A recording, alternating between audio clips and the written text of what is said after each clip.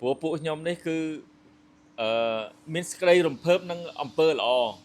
ប៉ុន្តែពួកខ្ញុំអត់ដែលសប្បាយចិត្តអត់ដែលមានក្តីរំភើបជាមួយនឹងទង្វើបោកប្រាស់ទេតិចថាឃើញគេបោកប្រាស់អ្នកដតីបានលុយឲ្យមានក្តីរំភើបរំជួលចិត្តចង់ធ្វើតាមគេ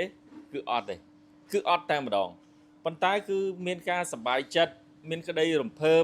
នៅពេលដែលឃើញអ្នកដតីធ្វើល្អហើយនៅពេលដែល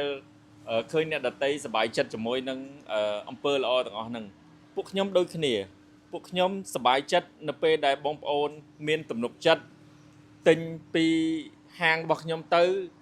ដោយអត់ព្រួយបារម្ភវេលុយមកមុនជឿជាក់គឺខ្ញុំមានក្តីរំភើបខ្ញុំសប្បាយចិត្តនឹងរឿងទាំងអស់ហ្នឹងអញ្ចឹងខ្ញុំអត់សប្បាយចិត្ត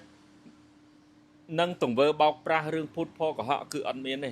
បាទអញ្ចឹងពិតជាអរគុណបងប្អូនច្រើនមែនតើសង្ឃឹមថានៅស្រុកខ្មែរយើងមានហាងទាំងអស់ដែលគាត់លក់អនឡាញគឺគាត់ប្រកាន់ខ្ជាប់នៅក្រមសីលធម៌ទាំងអស់ហ្នឹងបាទដើម្បីភាពងាយស្រួលទាំងអស់គ្នាហើយក៏ជាមាគ៌ាក៏ជាគ្រឹះដែលធ្វើឲ្យប្រទេសជាតិយើងសម្បូរទៅដោយមនុស្សល្អ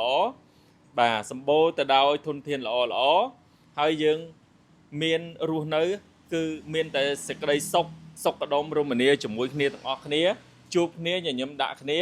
បាទនេះគឺជាសេចក្តីសុខ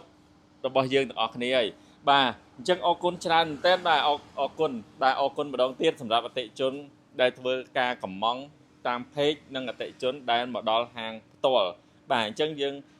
មើល color វាមកត្រួសទៅបាទហើយអរគុណច្រើន